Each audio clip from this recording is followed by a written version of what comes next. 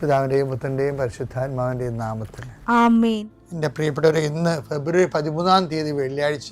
അമ്മേ പരിശുദ്ധ അമ്മേ, അമ്മേ പരിശുദ്ധമേ, ദൈവമാതാവേ, കൃപാസനത്തിലൂടെ ഞങ്ങളുടെ ദേശത്തിനും അമ്മ മധ്യസ്ഥം തേടി തന്ന എല്ലാ അനുഗ്രഹങ്ങൾക്കും കൃപകൾക്കും ഞങ്ങളിപ്പോൾ ഹൃദയം നിറഞ്ഞ നന്ദി പറയുന്നു.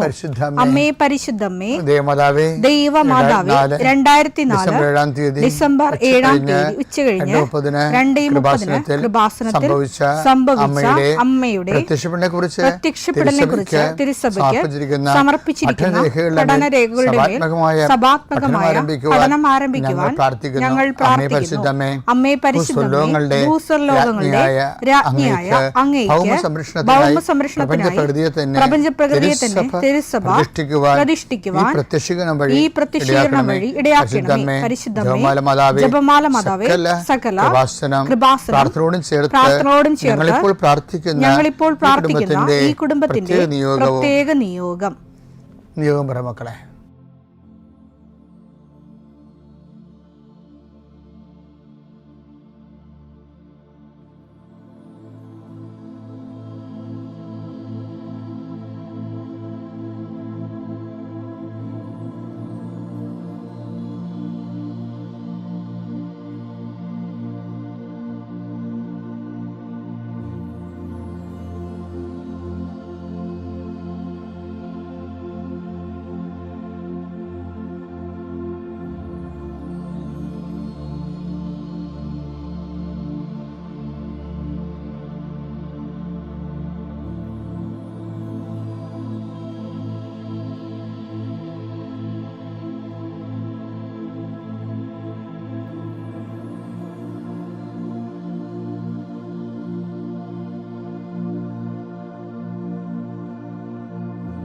അമ്മയുടെ പ്രത്യക്ഷീകരണത്തിന്റെ ഈ അനുഗ്രഹവേളയിൽ ഞങ്ങൾക്ക് സാധിച്ചു തരുവാൻ കനിയണമേ. ആമേൻ. വിശ്വാസ പ്രമാണം. സർവശക്തനായ പിതാവും ആകാശത്തിന്റെയും ഭൂമിയുടെയും സൃഷ്ടാവുമായ ദൈവത്തിൽ ഞാൻ വിശ്വസിക്കുന്നു. അവിടുത്തെ ഏകപുത്രനും ഞങ്ങളുടെ കർത്താവുമായ ഈശോമിശിഹായിലും ഞാൻ വിശ്വസിക്കുന്നു. ഈ പുത്രൻ പരിശുദ്ധാത്മാവിനാൽ ഗർഭസ്ഥനായി കന്യകാമറിയത്തിൽ നിന്ന് പിറന്ന് പൊന്തിയോസ് പീലാത്തോസിന്റെ കാലത്ത് പീഡകൾ സഹിച്ച് കുരിശിൽ തറയ്ക്കപ്പെട്ട് മരിച്ച് അടക്കപ്പെട്ട് പാതാളങ്ങളിൽ ഇറങ്ങി മരിച്ചവരുടെ ഇടയിൽ നിന്ന് 3-ാം നാൾ ഉയർത്ത് സ്വർഗത്തിലേക്ക് എഴുന്നള്ളി സർവശക്തിയുള്ള പിതാവായ ദൈവത്തിന്റെ വലതുഭാഗത്തിരിക്കുന്നു. അവിടെ നിന്ന് ജീവിക്കുന്നവരെയും മരിച്ചവരെയും വിധിക്കുവാൻ വരുമെന്നും ഞാൻ വിശ്വസിക്കുന്നു. പരിശുദ്ധാത്മാവിലും ഞാൻ വിശ്വസിക്കുന്നു. വിശുദ്ധ കത്തോലിക്കാ സഭയിലും പുണ്യവാന്മാരുടെ ഐക്യത്തിലും പാപങ്ങളുടെ മോചനത്തിലും ശരീരത്തിന്റെ ഉയർപ്പിലും നിത്യമായ ജീവിതത്തിലും ഞാൻ വിശ്വസിക്കുന്നു. ആമേൻ. സ്വർഗ്ഗസ്ഥനായ ഞങ്ങളുടെ പിതാവേ, അങ്ങയുടെ നാമം പൂജിതമാകണമേ. അങ്ങയുടെ രാജ്യം വരണമേ. അങ്ങയുടെ തിരുമനസ് സ്വർഗത്തിലെ പോലെ ഭൂമിയിലും ആകണമേ. അന്നു വേണ്ടുന്ന ആഹാരം ഇന്ന് ഞങ്ങൾക്ക് തരണമേ. ഞങ്ങളോട് തെറ്റ് ചെയ്യുന്നവരോട് ഞങ്ങൾ ക്ഷമിക്കുന്നത് പോലെ ഞങ്ങളുടെ തെറ്റുകൾ ഞങ്ങളോടും ക്ഷമിക്കണമേ. ഞങ്ങളെ പ്രലോഭനത്തിൽ ഉൾപ്പെടുത്തരുതേ, തിന്മയിൽ ഞങ്ങൾ രക്ഷിക്കണമേ. ആമേൻ. നന്മ നിറഞ്ഞ മറിയമേ, സ്വസ്തി. കർത്താവ് അങ്ങയുടെ കൂടെ സ്ത്രീകളിൽ അങ്ങ് അനുഗ്രഹിക്കപ്പെട്ടവളാകുന്നു. അങ്ങയുടെ ഉദരത്തിൻ ഫലമായി ഈശോ അനുഗ്രഹിക്കപ്പെട്ടവനാകുന്നു. പരിശുദ്ധ മറിയമേ, തമ്പുരാന്റെ അമ്മേ, പാപികളായ ഞങ്ങൾക്ക് വേണ്ടി ഇപ്പോഴും ഞങ്ങളുടെ മരണസമയത്തും തമ്പുരാനോട് അപേക്ഷിക്കണമേ. ആമേൻ. കർത്താവേ, നിന്റെ ഉന്നതമായ നാമത്തിന് സ്തോത്രം ചെയ്യുന്നു. കർത്താവേ, നിന്റെ വിശുദ്ധ പൗരോഹിത്യത്തെ മഹത്വപ്പെടുത്തണമേ. കർത്താവേ, സഭയിലുള്ള സാന്നിധ്യം പ്രകടമാക്കണമേ. 40 വർഷം അർപ്പിച്ച കുർബാനയുടെ യോഗ്യതയാൽ കൃപാസ്ഥാനത്താരെ ജീവനോടെ പ്രത്യക്ഷപ്പെട്ട പരിശുദ്ധ അമ്മയുടെ പ്രത്യക്ഷീകരണ സ്ഥിരീകരണത്തിനായി ഇന്ന് കൃപാസ്ഥാനത്താരെ നടക്കുന്ന 10,000-കണക്കിന് മനുഷ്യരുടെ പ്രാർത്ഥനയോട് കൂടെ ദൈവവേദലെ ഞാൻ നിന്നെ ഈശോനാമത്തിൽ ആശീർവദിക്കുന്നു.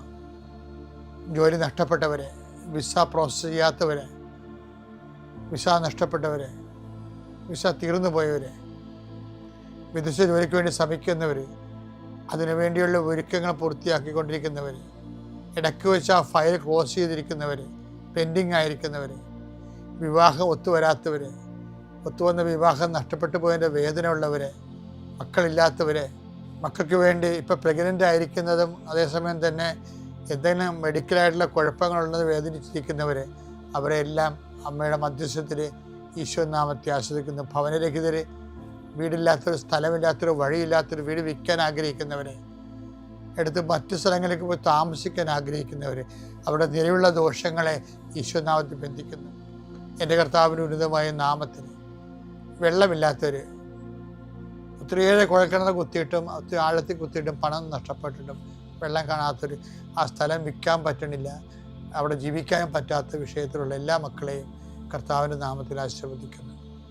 വീട് പണി തുടങ്ങാൻ പോകുന്നവർ, വീട് പൂർത്തിയാക്കാൻ പോകുന്നവർ, വീട് പരവാസ്ഥൽ ആചരിക്കാൻ പോകുന്നവർ, അതിന് സാമ്പത്തിക കടങ്ങളുള്ളവർ, ലോൺ പാസ്സാകാത്തവർ, ലോൺ പ്രോസസ്സിലിരിക്കുന്നവർ, സിവിൽ നോട്ട് കുറവുള്ളവർ, പോയിൻ്റ് കുറവുള്ളവർ, ആ മേഖലകളിലെല്ലാം കർത്താവ് അവരുടെ കഴിവിനേക്കാൾ ഉപരി ദൈവത്തിൻ്റെ കൃപ കൊണ്ട് ആ വിഷയം ദൈവ തീരുമാനം ഉണ്ടാകാൻ റെഡിയാക്കണമേ. എൻ്റെ കർത്താവിന് ഉന്നതമായ നാമത്തിൽ ഏതെല്ലാം വിഷയങ്ങൾ വിട്ടുപോയിട്ടുണ്ടെങ്കിൽ അങ്ങയുടെ മക്കളതെല്ലാം മനസ്സിൽ ഓർക്കുന്ന ഈ സമയത്ത് ഞാൻ അതിനെക്കൂടി അഡ്രസ്സ് ചെയ്തുകൊണ്ട് ഈശോയുടെ നാമത്തിൽ ആശീർവദിക്കുന്നു. നിത്യം പിതാവും പുത്രനും പരിശുദ്ധാത്മാവിനെ നീക്കുക. ആമേൻ. എൻ്റെ പ്രിയപ്പെട്ടവരെ, നമ്മൾ ഭൂതം, വർത്തമാനം, ഭാവി, ഈ വിഷയങ്ങളിലുള്ള ദൈവത്തിൻ്റെ നിരീക്ഷണം, അതനുസരിച്ച് നമ്മുടെ ജീവിതത്തിൻ്റെ ക്രമീകരണം, അത് ആധ്യാത്മിക ജീവിതത്തിലുണ്ടാകുന്ന ഔന്നത്യം ഈ ദിവസം ചർച്ചയാക്കിയത്. ഇന്ന് അതിനോടനുബന്ധിച്ച് മറ്റൊരു വചനമാണ് നമ്മൾ ചർച്ചയാക്കുന്നത്. ഹെബ്രായർ 4:13. അവന്റെ മുമ്പിൽ ഒരു സൃഷ്ടിയും മറഞ്ഞിരിക്കുന്നില്ല. അവിടുത്തെ കൺമുൻപിൽ സകലതും അനാവൃതവും വ്യക്തവുമാണ്. നാം കണക്ക് ബോധിപ്പിക്കേണ്ടതും അവിടുത്തെ സന്നിധിയിലാണ്. ഒരു വിഷയം, ദൈവം നമ്മുടെ ഭാവിയെ വർത്തമാനം പോലെ കാണുന്നു എന്നുള്ളതാണ് ഉടമ്പടിയുടെ ചിറക്ക് സാവധാനത്തിലാകാൻ കാരണം. ചില പറയത്തില്ലേ, അച്ഛൻ പറഞ്ഞില്ല ഉടമ്പടി ഉടനടി പരിഹാരമെന്ന്, പക്ഷേ അത്രയും വലിയ മാറ്റം ഉണ്ടായില്ല എന്ന് പറയും. അപ്പോൾ അനേകം മക്കൾക്ക് കൃപാസനം പത്രത്തിലുള്ള ഫ്രണ്ട് പേജും സെക്കൻഡ് പേജും ഉള്ള എല്ലാം ഉടമ്പടി ഉടനടി പരിഹാരമുള്ളത് തന്നെയാണ്. അപ്പോൾ എന്നാലും കുറേ ആൾക്കാർക്ക് ഉടമ്പടിയിൽ ലാഗ് ചെയ്യുന്നുണ്ട്. അതൊരു കാരണം, നിങ്ങൾ ഈ വയറ്റിപ്പഴപ്പിന് വേണ്ടി ഇപ്പോഴത്തെ ഒരു ആവശ്യത്തിന് വേണ്ടി കുറച്ച് കുമ്പസാരവും ദാനപ്രവർത്തനവും ഒക്കെ ആയിട്ട് ജീവിച്ച് ആ ഒരു ടൈം എങ്ങനെയെങ്കിലും മാനേജ് ചെയ്ത് പോകും. പക്ഷെ നിങ്ങൾ ഭാവിയിൽ നിങ്ങൾ ആരാണെന്നുള്ള ദൈവത്തിന് അറിയാം. അതാണ് ഒറ്റ പ്രശ്നം, വലിയൊരു പ്രശ്നമാണത്. കാരണം അടുത്ത കൊല്ലം ഈ കാലങ്ങളിൽ നിങ്ങൾ ഇന്നത്തെ വിശുദ്ധി അടുത്ത കൊല്ലം ഉണ്ടാകുമോ? ശരിക്കും കാലത്തിനൊപ്പം വളരേണ്ടതല്ലേ വിശുദ്ധിയും ശക്തിയും ദൈവചൈതന്യവും. അടുത്ത കൊല്ലം ഒരു പക്ഷേ ഇതിനേക്കാൾ പണ്ടാരക്കുഴിയിലായിരിക്കും നിങ്ങൾ. ഇതിനേക്കാൾ പാപവും, ഇതിനേക്കാൾ തോന്നിവാസവും, ഇതിനേക്കാൾ ഭക്തിയും കുറവും, ഇതിനേക്കാൾ പരസ്നേഹമില്ലായ്മയും അങ്ങനെയുള്ളൊരു അവസ്ഥ ആയിരിക്കും. പക്ഷെ ദൈവത്തിന് അത് ഇപ്പം അറിയാം, അതാ കുഴപ്പം. അപ്പം നിങ്ങൾ എന്ത് യേശുസ്തോത്രം പറഞ്ഞാലും ദൈവം ഏക്കാത്തതിൻ്റെ കാരണം അടുത്ത കൊല്ലം നിങ്ങൾ അതാത് ഇംഗിതത്തിനനുസരിച്ച് കൊണ്ട് അപ്പോഴപ്പോഴുള്ള ലാഭത്തിന് വേണ്ടി ദൈവത്തെ വിറ്റിട്ടുള്ള ആളായിരിക്കും. ഇത് നമ്മൾ അഡ്രസ്സ് ചെയ്തില്ലെങ്കിൽ ദൈവത്തെ വളരാൻ പറ്റത്തില്ല. ഇതിനോടനുബന്ധിച്ചുകൊണ്ട് വേറെ പല വചനങ്ങളുണ്ട്. സങ്കീർത്തനം 139:16. എനിക്ക് രൂപം ലഭിക്കുന്നതിന് മുൻപ് തന്നെ, എനിക്ക് ഒരു രൂപം ലഭിക്കുന്നതിന് മുമ്പ് തന്നെ അവിടുത്തെ കണ്ണുകൾ എന്നെ കണ്ടു.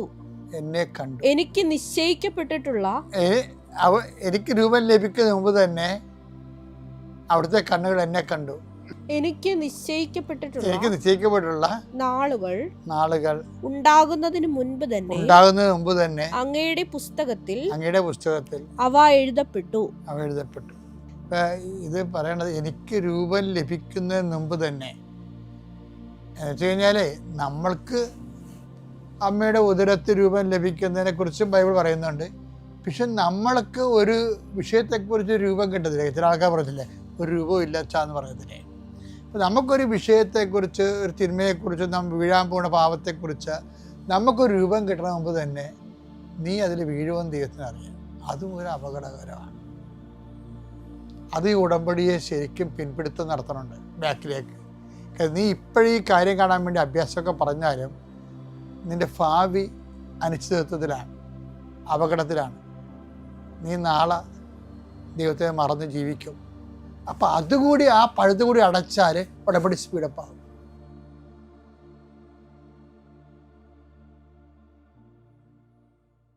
അത്യപൂർവ ദൈവാനുഭവങ്ങൾ ഇനി നിങ്ങൾക്കും സ്വന്തം. ഈ യൂട്യൂബ് ചാനൽ ഇതുവരെ സബ്സ്ക്രൈബ് ചെയ്തിട്ടില്ലെങ്കിൽ ഇപ്പോൾ തന്നെ സബ്സ്ക്രൈബ് ചെയ്യുക. ഈ വീഡിയോ ഇപ്പോൾ തന്നെ നിങ്ങളുടെ സുഹൃത്തുക്കൾക്ക് ഷെയർ ചെയ്തുകൊണ്ട് കർത്താവിൻ്റെ പ്രേക്ഷിതരാകുക.